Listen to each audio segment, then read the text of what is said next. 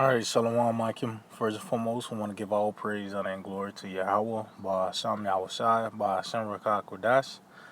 I'd like to give double honors to the apostles and elders of Great Millstone. I'd like to say Shalom to the elect that teaches word in all truth, faith, and sincerity. And yeah, today I just want to get into a lesson on pretty much we coming into a time where the marvelous works of Yahweh by Hashem Yahushai is going to be made manifest. You know, as you can see, the first steps is us waking up from the dead. Pretty much, that's one of the greatest works of Yahweh by Shai, raising us up from the dead spiritually. You know, but as the time that we come to this time of trouble, you know, when Esau comes down with great wrath, when this great famine happens, you know, and that ultimate deliverance, you know, that's when the Lord Yahweh by Shai is going to intervene in the affairs of men, which that's pretty much the definition of divine intervention, man. You know, the Lord is gonna feed us during the famine. The Lord is gonna deliver us from this devil and his military, you know, and anything else, any of these different said perils, the Lord is gonna preserve us from that. And matter of fact, because He did it before, man. See, the Lord didn't put Daniel in the lion's den so you can just read about it. No, it was actually as it was made for an example for us to, you know, go back to when the time of trouble come. We can actually go back to that story and say the Lord did deliver Daniel out of that. How much more in this time? You know? So this is Romans 15:4. It said, for whatsoever things were written aforetime were written for our learning. See? Meaning what? Everything that was written, like just going back to Daniel the lion den, we're going to have to apply that in that time. When the disciples, the apostles, when they were thrown into the prison, guess what? And they was delivered out of it. We're going to have to apply that in that time. You know, well, when I think it was Elijah, when that famine and that drought came, he was being fed in that time. We're going to have to apply that when that time comes, man. You know, it's just not written. It didn't say written for our entertainment. It said written for our learning, meaning what? It's going to be a time that we're going to have to apply these things, man. You know? So it said, for whatsoever things that were written aforetime were written for our learning, that we, through patience and comfort of the scriptures, might have hope. See? And this is going to give us a leg up on hope, because we're going to actually go through these same things that the men went through before, man. Such as being cast into the prison. We read the latter end of what happened. They was delivered out of it. You know? Like I said, going back to that famine, they was delivered out of it. You know? We being compared around, you know, with this devil and his military. We're going to be delivered from that, man. Even the worst of Yahweh Shai, when they tried to stone him, what happened? He actually disappeared and went through them, man. So this is the time we coming into the Lord is about his marvelous works is about to be made more and more manifest, man. You know? So let's get this real quick. I think that's Sirach 51. This is Sirach chapter 51. It says, matter of fact, let's see. Yep. I start at 7. It says, they compassed me on every side, and there was no man to help me. I looked for the secure of men, but there was none. And that's the time we're coming into, where it's gonna seem like it's bleak. Oh, just go back to in the time of Egypt, man. It seemed like it was bleak in that time, man. You know, when the children of Israel, they were like, did the Lord bring us out to, you know, pretty much kill us? You know, when it seemed like it was a dead end, but you read on in the story, it said it was an east wind that took all night and to split the waters, man. You know, it's gonna seem bleak, but it said, "And your patience possess you your souls," because that's pretty much how the Lord Yahweh Shema Shai showed that He's in total control. When He say you by the skin of your teeth, it's not like it was just cause it was all a coincidence. No, it's the power of the Lord. He could have delivered you, you know, way before then. He could have, yeah, I mean, the Lord could have had an angel say, you know what, get out the house before the troops come. You know, the Lord could have did all that, but the dramatics of Yahweh Hashem outside, these troops kick in your door, you know, and you invisible. They got a gun in your face, but they can't see you, man. Now they moving on to the next room. That's the time we coming into, where the power of the Lord is about to be fully shown, man. You know? But as you can see, it said it was no man to help me. I looked for the secure man, but there was none. Meaning what? It's not going to be nothing carnal that we can do to get out of these situations, man. It's going to have to take divine intervention. It's going to have to take hope too, and believe that the Lord can get you out of these things, man. That's one of the reasons why the Lord Yahushua, before he did any miracle, he asked, "Do you believe first?" You know. It said, "Then thought I upon thy mercy, O Lord, and upon thy acts of old, how thou deliverest such as thee as wait for thee." See, just going back, like you said, and your patience possess ye your soul, man. You know, because just like going back, harping back on Egypt, because we once again in Egypt, you know, it seemed like it was a dead end. But what it said, it took all night. Them waters then instantly split, man. Them waters then instantly split, man. It said east wind took all night, you know, to split the waters, man. So even if your head is all the way to the guillotine, that's when the time the Lord can spring into action, man. You know, but it's according to your faith, man.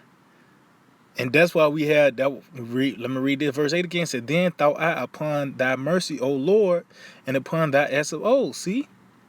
And we know you read Sirach 2, it said, "Whoever trusts in the Lord and was confounded," man. So you wholeheartedly trust in Yahweh Shema Shai, the powers of heavens and earth. You know there's nothing impossible with the Lord. Like, the Lord got you all this way just for you to, you know, die by the troops, man. You know, you got to wholeheartedly believe that the Lord can deliver you out of anything and everything, man. Just like lions, the day in the lions den, them lions, it wasn't like the lions just got through eating, then Daniel got in no, they was actually being starved so they can't eat Daniel, man. You know? But what? The mercy of Yahweh Shema Shai is incomprehensible, man. You can't comprehend the mercy of the Lord, man. It said, "Then thought I upon thy mercy, O Lord, and upon thy acts of old, how thou deliverest such as wait for thee, and savest them out of the hands of the enemies." And we really need that in this time, because this devil got the power over the carnal, man. You know, but this is a time where the worst of Yahweh Shema Shai is about to be made known and be made manifest to the utmost, man. You know, like I said, the first steps us, you know, the Lord raising us from the dead, you know, and us preaching His word. That's a miracle in itself. But how much more in the physical, you know, where food just materialize, you know, yeah, I mean, we actually it said we're going to be satisfied in the famine. Meaning what? It ain't like we're going to be eating rations in that day, man. We're going to be, matter of fact, let's see if I can find that. I think that's Psalm 33. Bear with me. Yeah, okay, this is on Psalm 37 and 19. It said, "They shall not be ashamed in the evil time." See, who is that? They're talking about the elect, man. Those are not going to be ashamed in the evil time. Meaning what? You're not going to get caught up in this. You're not going to be reduced to taking a chip. You know? That's when your reward is going to kick in then, man. See, all this you know, doing this work, you take, because that's one thing you can't buy back or get back anything is time, man. So you putting your time and your heart into this truth, man. Guess what? You're gonna reap the benefits of it, and it's gonna start in the evil time, man. You know, it said, "They shall not be ashamed in the evil time, and in the days of famine they shall be satisfied." See, meaning what? We actually gonna be full in those days. I said we're not gonna be eating rations. Everybody spending a granola bar or something. No, we actually gonna be full. I would tell you we're gonna be merry of heart. We're gonna laugh at during the famine, man. So what kind of spirit, what kind of condition we're gonna be in if it's a famine going on? We actually gonna be in the midst of the famine, but you know what I mean? We're gonna be satisfied in that day. We're gonna be laughing and having a merry and joyful heart. You know, but that's all the works of Yahweh Shema Shai. That's all the miracles the Lord is going to bring forth in that day, man. Like we in the beginning, like I said, we in the beginning stages of it. But how much more is going to be made manifest in those times, man? You know, this is not nothing like, you know, the time of trouble. It ain't time of trouble for nothing. It ain't the evil days for nothing, man. See, we about to experience death at the highest rate, man. We about to see the sword at its highest rate, the famine at its highest rate. All these different said perils, you can read it all in history, but we're going to see it to the utmost level, man. So it's going to have to take divine intervention in that day, man. And like I said, we in the beginning of that, but it's going to be made more and more manifest of these marvelous works of Yahweh Hashem Yahushua, man. You know, matter of fact, let's see, let's go to Psalm 33 real quick. Because that famine is one of those major plays that, you know, you can't be proud during the famine, man. You know, you can't be proud during the famine. Oh, them sneaker commercials, you hungry. You know, people gonna be reduced to eating you already know they're gonna be eating their pets. That's gonna be the first thing that's gonna be out the way. They're gonna be eating their babies. You know, they're gonna be looking at other family members, man. So it's gonna have to take divine intervention in that day, man. You know, this is on Psalm 33, and you know what? I started 16. It said, "There's no king saved by the multitude of an host. A mighty man is not delivered by much strength," especially in these times. Because your fate is already sealed. Oh, that's why it tells it's a favorite thing to fall into the hands of the living power. Meaning what? The Lord Yahweh Shema Shah actually, our fate is in his hands. You know, he fashioned these different scenarios. You know how you gonna die and shit, man. Or he might fashion a scenario to put you in trouble just to get you out, man. You know, that's why we fear Yahweh Shema Shah. We don't fear Esau. We don't fear these other things. We fear what the Lord can do. Because the Lord can put you in a snare. He can put you in a situation that you can't get out of. You know, only he can get you out. That's why we fear. You know, and going back, like the Lord, he save you by the skin of his teeth just to further show his power that he can get you out at any time. But the Lord is dramatic. He's not gonna save you while it's a runaway truck, you know, down the street, and you get out the way before it even get to the, you know what I mean, to the next block. But it's more dramatic when you pull it right. You get the person out the way right on time, man. That's more dramatic. That's how Yahweh Shema Shai get down, man. You know? But as you can see, it said, "There's no king saved by the multitude of a host, and a mighty man is not delivered by much strength." And an example of that is look at the Persians and the Medes. Who they were taken down by? You know, the Greeks. You know, the Persians and the Medes had a vast army. Their army was actually called the Immortals, man. But who actually took them down? The Greeks, man. Spearheaded by Alexander. But who the one that gave him the power to do that? Yahweh Hashem Yahushua. It don't matter how big your army is. Just like David and Goliath. You had the young lad David take out that the mighty Philistine warrior with 6 toes, that uncircumcised Philistine. You know, this nigga had 6 toes, man. The Lord gave King David the power to take this man down, man. You know, and he showed his power through the base things. It said, "A horse is a vain thing for safety, neither shall he deliver any by his great strength." See? It said, "Behold, the eye of the Lord is upon them that fear him, upon them that hope in his mercy." See? And that's what we just read in Romans the 15th chapter. You know, the thing Renfar learned that through patience and comfort of the scriptures. Why is that? Because we actually read the latter end of those situations those men went through, and he was delivered, man. So we hoping that we can be a part of that legacy as well. The Lord delivering us out of these great, you know, tribulations, man. Especially the greatest tribulation ever to be seen on the planet Earth, man.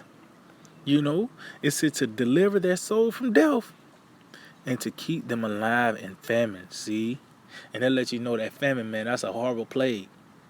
You know, that's it. That ain't nothing that you can be proud. You during the famine, you proud. You know what I mean? You can't fight the famine.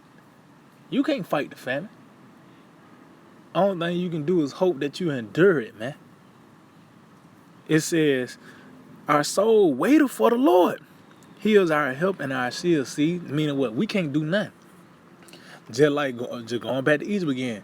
The children of Israel, they was pretty much you know what it said, between a rock and a hard place. They had the waters blocking them out, and they had the Egyptian army hawking them down, man.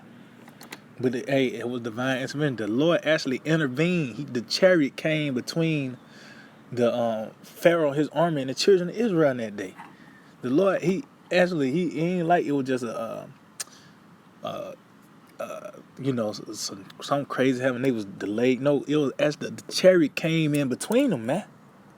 That's the time we coming into. The Lord is about to show His power to the utmost, man. You know, the arm of the Lord is gonna be revealed, man. We're in the spiritual stage of that, but it's gonna be made more in the physical, pretty soon, man. It said our soul waited for the Lord. He is our help and our shield. For our heart shall rejoice in Him because we have trusted in His holy name. See, and in His name, everything that comes with it, man, which is the doctrine, man. Because you believe in this doctrine, you'll know Yahweh Shemel Shah is the power of heavens and earth. That there's nothing outside of His will, man. That He's in control of everything, man. That you got these simple people that say, can God make a stone that He cannot live? No, man. There's nothing impossible with Yahweh Shemel Shah. He the one that puts you in a situation to take you out, man, to put you out of it, just so He can show His power, man. It says, "Let Thy mercy, O Lord, be upon us, according as we hope in Thee," and that's pretty much the point. We read these different accounts, and what the Lord can do, man. Meaning, He's like I said, He's the powers of heaven and earth. He controls everything, man. So there's nothing outside of His strength. So if you got down, your head is under them guillotine, well, you trust in Yahweh Shemel Shah, you wholeheartedly believe that the Lord can get you out of it. Guess what? It can happen, man. It's going to happen according to your hope, man. Your hope in Yahweh Shemel Shah.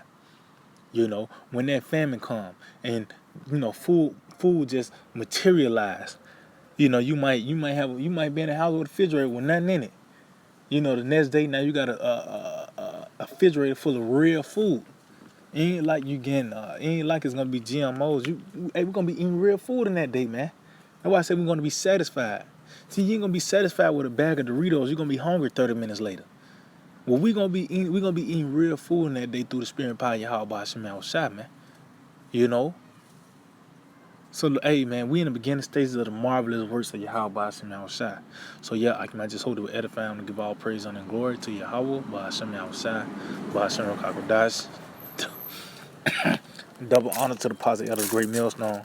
Shalom to the elect that teach word in our true faith and sincerity.